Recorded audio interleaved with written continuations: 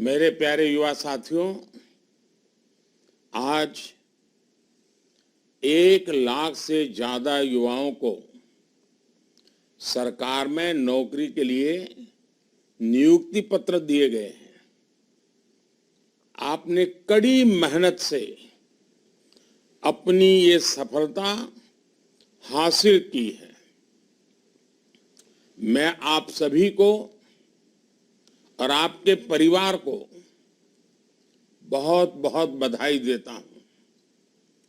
युवाओं को भारत सरकार में नौकरी देने का अभियान लगातार तेज गति से चल रहा है। पहले की सरकारों में नौकरी के लिए विज्ञापन जारी होने से लेकर नियुक्ति पत्र देने तक बहुत लंबा समय लग जाता था। इस देरी का फायदा उठाकर उस दौरान रिश्वत का खेल भी जमकर होता था। हमने भारत सरकार में भर्ती की प्रक्रिया को अब पूरी तरह पारदर्शी बना दिया है। इतना ही नहीं, सरकार का बहुत जोर है कि भर्ती प्रक्रिया एक तय समय के भीतर पूरी कर ली जाए। इससे हर युवा को अपनी योग्यता साबित करने का समान अवसर मिलने लगा है। आज हर युवा के मन में विश्वास है कि वो कड़ी मेहनत और अपनी प्रतिभा के दम पर अपनी जगह बना सकता है।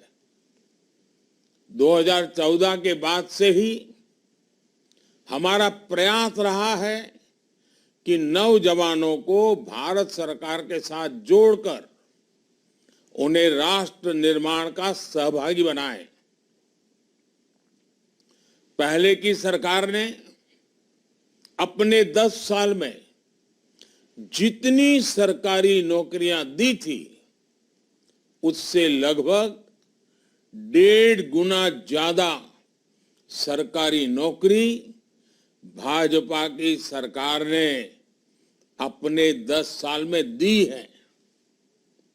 आज दिल्ली में एक इंटीग्रेटेड ट्रेनिंग कॉम्प्लेक्स का भी शिलान्यास हुआ है। मुझे विश्वास है कि नए ट्रेनिंग कॉम्प्लेक्स से कैपेसिटी बिल्डिंग की हमारी पहल को और मजबूती मिलेगी। साथियों, आज सरकार के प्रयासों से देश में युवाओं के लिए नए नए सेक्टर खुल रहे हैं। इन सेक्टर्स में जो नए अभियान सरकार ने शुरू किए हैं, उसकी वजह से रोजगार, स्वरोजगार ऐसे अनेक नए मौके बन रहे हैं। आपने देखा है कि इस बजट में 1 करोड़ परिवारों के लिए रूफटॉप सोलर पावर स्कीम की घोषणा की गई है। अब छत पर सोलर पैनल लगाने वालों को डबल फायदा होगा। उनका बिजली बिल 0 होगा और जो अतिरिक्त बिजली वो पैदा करेंगे उससे आय भी होगी। रूफटॉप सोलर की इतनी बड़ी योजना से देश में रोजगार के भी लाखों नए अवसर बनेंगे। कोई सोलर पैनल का काम करेगा, कोई बैटरी से जुड़े बिजनेस में आएगा, कोई वायरिंग का काम संभालेगा। ये एक योजना अनेकों स्तर पर रोजगार के मौके बनाएगी। मेरे युवा साथियों, आज भारत दुनिया का तीसरा सबसे बड़ा स्टार्टअप इकोसिस्टम है। देश में स्टार्टअप्स की संख्या अब 1.25 लाख के आसपास पहुंच रही है। मुझे ये देखकर बहुत खुशी है कि इनमें बड़ी संख्या में स्टार्टअप छोटे छोटे टियर 2, टियर 3 ऐसे शहरों में हो रहे जो जिला केंद्र भी नहीं है। इन स्टार्टअप्स में युवाओं के लिए लाखों रोजगार बन रहे हैं। इस बार के बजट में स्टार्टअप को मिलने वाली टैक्स छूट को आगे बढ़ाने का भी ऐलान किया गया है। इसका बड़ा लाभ हमारे युवाओं को मिलेगा। बजट में रिसर्च और इनोवेशन पर 1 लाख करोड़ रुपए का नया फंड बनाने की घोषणा की गई है। साथियों, आज इस रोजगार मेले के द्वारा भारतीय रेलवे में भी नियुक्तियां हो रही है। जब भी कहीं लोगों को परिवार के साथ लंबी यात्रा पर जाना होता है तो भारतीय रेल आज भी सामान्य परिवार की पहली पसंद होती है। भारतीय रेलवे आज एक बहुत बड़े ट्रांसफॉर्मेशन के दौर से गुजर रही है।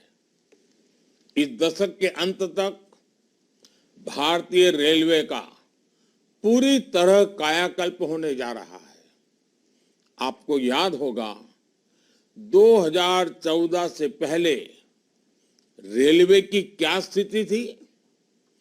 रेलवे लाइनों का इलेक्ट्रिफिकेशन हो या दोहरीकरण करना हो, ट्रेनों का संचालन बेहतर करना हो या यात्रियों के लिए सुविधाएं बढ़ानी हो, इस तरह पहले की सरकारों ने उतना ध्यान नहीं दिया जितना ध्यान दिया जाना चाहिए था।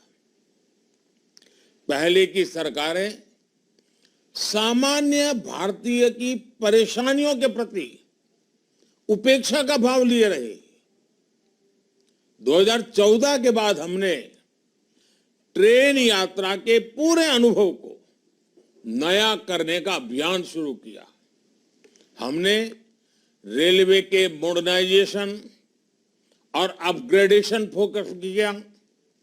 इस बार आपने बजट में भी देखा होगा, सरकार ने ऐलान किया है कि वंदे भारत एक्सप्रेस जैसी 40,000 आधुनिक बोगियां तैयार कर उन्हें सामान्य ट्रेनों में जोड़ा जाएगा।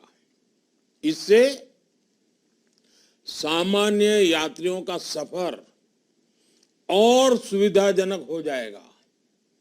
साथियों, देश में जब कनेक्टिविटी का विस्तार होता है तो उसका प्रभाव एक साथ कई चीजों पर पड़ता है। कनेक्टिविटी बेहतर होने से नए बाजार बनने लगते हैं, पर्यटन स्थलों का विकास होता है। कनेक्टिविटी बेहतर होने से नए बिजनेस तैयार होते हैं और इससे रोजगार के लाखों अवसर बनते हैं। यानी कनेक्टिविटी अच्छी होने का सीधा प्रभाव देश के विकास पर पड़ता है। विकास की गति तेज करने के लिए इंफ्रास्ट्रक्चर में निवेश बढ़ाया जा रहा है। इस बार के बजट में इंफ्रास्ट्रक्चर के लिए 11 लाख करोड़ रुपए का निवेश का लक्ष्य रखा गया है। इंफ्रास्ट्रक्चर पर इतने बड़े खर्च से रोड, रेल, हवाई अड्डे, मेट्रो, बिजली जैसे हर प्रोजेक्ट में तेजी आएगी। इससे रोजगार के नए अवसर भी बनेंगे। साथियों, आज जिन युवाओं को नियुक्ति पत्र मिला है उसमें काफी संख्या पैरा मिलिट्री फोर्स का हिस्सा बनने जा रही है। युवाओं की भी ये अपने आप में बहुत बड़ी आकांक्षा पूरी हो रही है। पिछले कुछ वर्षों में पैरामिलिट्री फोर्स में भर्ती प्रक्रिया को रिफॉर्म किया गया है। इस साल जनवरी से हिंदी और अंग्रेजी के अलावा 13 भाषाओं में लिखित परीक्षा लेने का फैसला लागू हो चुका है।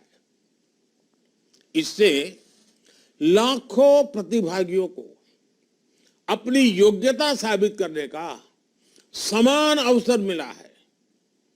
बॉर्डर पर स्थित जिलों और उग्रवाद प्रभावित जिले का कोटा भी बढ़ाया गया है। साथियों, विकसित भारत की यात्रा में हर सरकारी कर्मचारी का बहुत बड़ा योगदान होगा। आज जो 1 लाख से ज्यादा कर्मचारी हमारे साथ जुड़ रहे हैं, वो इस यात्रा को नई ऊर्जा और गति देंगे। आप चाहे जिस विभाग में रहे, ये याद रखें कि आपका हर दिन राष्ट्र निर्माण के लिए समर्पित हो। आप सभी सरकारी कर्मचारियों की कैपेसिटी बिल्डिंग के लिए भारत सरकार ने कर्मयोगी भारत पोर्टल भी लॉन्च किया है। इस पोर्टल पर विभिन्न विषयों से जुड़े 800 से ज्यादा कोर्स उपलब्ध है। अब तक इस पोर्टल से 30 लाख से ज्यादा यूजर्स जुड़ चुके हैं। आप सब भी इस पोर्टल का पूरा फायदा उठाएं और अपनी स्किल्स का विस्तार करें। मैं एक बार फिर आप सभी को नियुक्ति पत्र पाने की, आपके उज्जवल भविष्य की, आप कैरियर के हर पड़ाव में देश को कुछ न कुछ देकर के आगे बढ़े। देश को आगे बढ़ाने में अपना योगदान देकर खुद को आगे बढ़ाएं। मेरी आपको बहुत बहुत शुभकामनाएं हैं। आपके परिवारजनों को भी अनेक अनेक शुभकामनाएं हैं। बहुत बहुत धन्यवाद।